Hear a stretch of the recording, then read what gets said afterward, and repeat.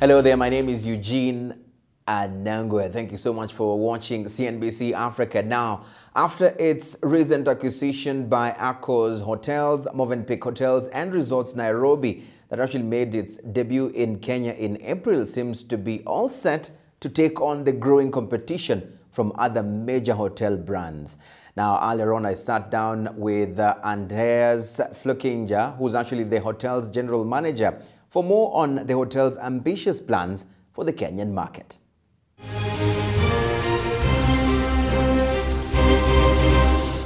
Right, thank you so much for accepting to speak to CNBC Africa. First of all, congratulations for actually getting into one of the biggest markets across sub-Saharan Africa, Kenya, that is. Let's just probably start this conversation from there. April is when the big day was for Mövenpick. Yeah. Fast forward that less than 12 months. How is it going on so far? You can just start by telling us that. Well, first, thank you for the opportunity to meet with you.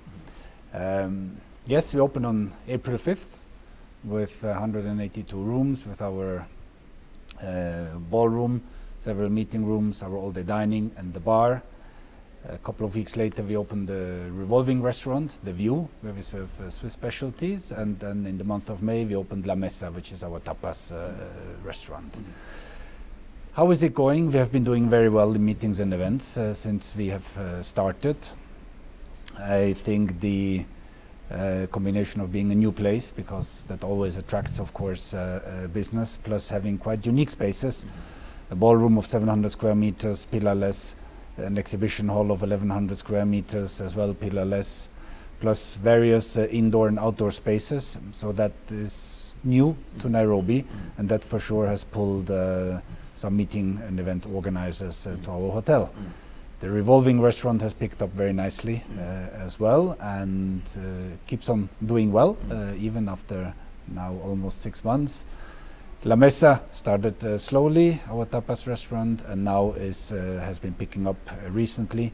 And there now we're going to do some Latino nights with band, etc. So to really push it and go into the market. Right, you seem to be already excited.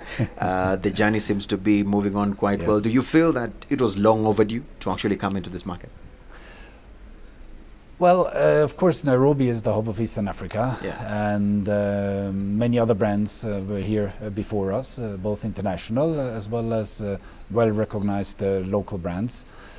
So yes, it was maybe overdue, but it's never too late. And now we are here, and we want here to stay, and also to further spread as soon as there will be opportunities to do so. Right. Talking of other brands being there before you coming, brings us to the question of competition, because everybody is busy trying to woo their clients and customers, and as they do that, I want to read your mind on what Mövenpick is actually doing as far as strategies are concerned. I know sometimes it's wise to keep some of your cards, close to your chest. Yes, but I want to hear what sort of strategies do you have to actually counter this competition? Because there are international brands here. Others are coming to acquire other local hotels here to actually compete for the same clientele. How are you positioning yourselves? There's two things. One, we have really quite unique spaces. As I mentioned before, the meetings and event spaces are really different from other hotels. So that already is competitive advantage. Our guest rooms are really big, 46 square meters. The second factor is the team and the service you deliver. What we do, the staff goes through a 3-day introduction program, so to really get to know Mövenpick and the expectations, and also get to know the hotel, etc. Strong focus on making moments, so really expect the unexpected, to surprise the clients with what they did not expect. Right. So, and I dare to say that we have done quite well so far in terms of guest service, and that's not me saying, that's the feedback we can collect on our system called Trust You, or on Google, on TripAdvisor. Not everything is perfect, and there are some there's constructive criticism, definitely, and which we take on board, discuss it with the team in order to further improve. And so talk to me about how difficult or how easy it was for you, because some of those in this industry, you know, especially when they're starting off, they would always complain of having gone through a lot of challenges. Do you, or did you, get to a point where you would want to bang your head on the table and say, these people, you know, as far as their quality of service provision is concerned? Was this a concern? Was this a challenge for you? You see the scar on my forehead here? Yes. No, that's a very old one. That's 45 years old. Yeah. You know, you have challenges everywhere. Yeah. And now, I have to say, and also for me, this is first time Africa. I've been in different parts of the world, in almost all the continents where I worked, but it's always a new experience. And first of all, the Kenyans are very friendly by nature. The English is very good as well. So these are already factors which makes it much easier. There are several good hotel schools as well in Nairobi, plus quite some Kenyans also have traveled abroad, have acquired experience, be it in the Middle East or in other African countries.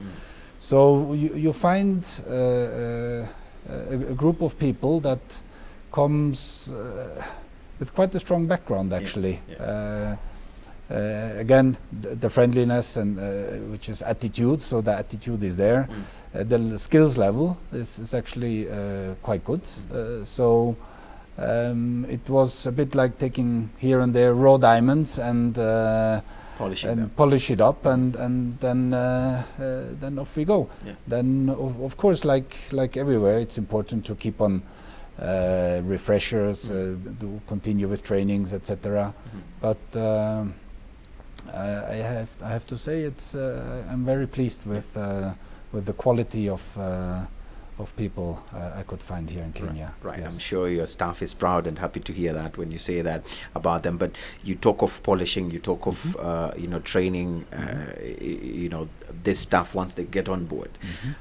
But there's this thing that always happens quite often when a new entrant comes into the market. What they do is, when they don't find it easy to get the proper staff, the easiest shortcut is to poach. Yes. Is to just look around and see who has actually polished their diamonds, and they're looking and they're shining brighter, and they would easily just go and offer them some extra money, slightly higher than what they're being paid, so that they can have them on board. What is your general take on this as far as players in the industry? How much of a challenge do you think this is posing? Is it the right way for creating a sustainable industry when it comes to staffing?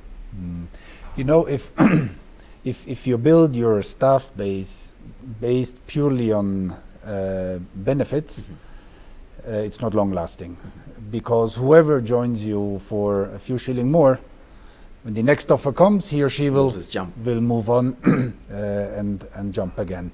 So of course you have to be reasonably attractive in terms of benefits, and I think there we are quite well placed, a good average, I would say. But then you need to make sure that actually your team is happy at work. So you need to create that engaging working climate, which really makes the team feel part of it. And even if next door's another hotel opened and said, look, I'll pay you 5,000 shilling more, whatever it is, just to say a number, that they said, no, actually, I'm happy where I am, because there's engagement. I'm well treated. I'm treated with respect. I'm being listened to, etc. So you need to create that loyalty. You will never, and you know, in hotel business, it's normal that you move around, and it's also, especially if you're a bit younger, it's important because in each place you learn different things, and that's how you build your skills and experience. But it's important to create that atmosphere to keep your employees and keep your staff happy. Before I let you go, let's talk about the future now for Mövenpick. Where do you see yourselves moving forward? I know for some they might say it's still too early. You know, we're still, you know, getting our bearing here. Yes. So, but where do you want to see yourself in the next, let's say, 2-3 years to come, Mövenpick, in Kenya? Well, yes, we still have one wing to open. There's another 94 units that are still not open yet, which we plan to do this month. Where to be in 2-3 years? We want to be the leading meeting and events hotel in Nairobi. That's what we want to be. This is we have everything here to achieve that. So that's want to be the preferred destination for meeting and events organizers. Right. Yes. I'll close with just a light note. When you're not managing here, when you're not looking after how the customers are actually being treated, what do you do? What are you doing? I mean, what sort of thing is that you usually do? You mean besides working? Yes. Sleeping.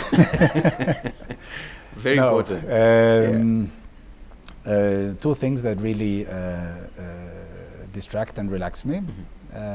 One thing is I like to be a handyman. So at home I fix, I paint, I repair, etc. So that's what I really like to do. And then the other thing is my biggest passion is cooking. And then what's the secret? I mean, for a manager, for someone to actually make it, to become a captain of industry? Just let's say 3 or 5 things. Well, it's you should have a vision, really, like this is where I would like to be, even though then of course this may change over time. Perseverance, definitely you need to be a people's person. You need to be lucky as well, right time, right place, and ready to grab the challenges by the horns.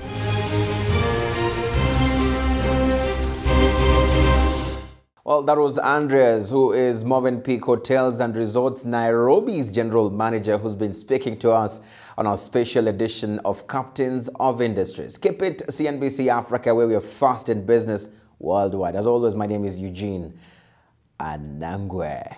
Thank you for watching.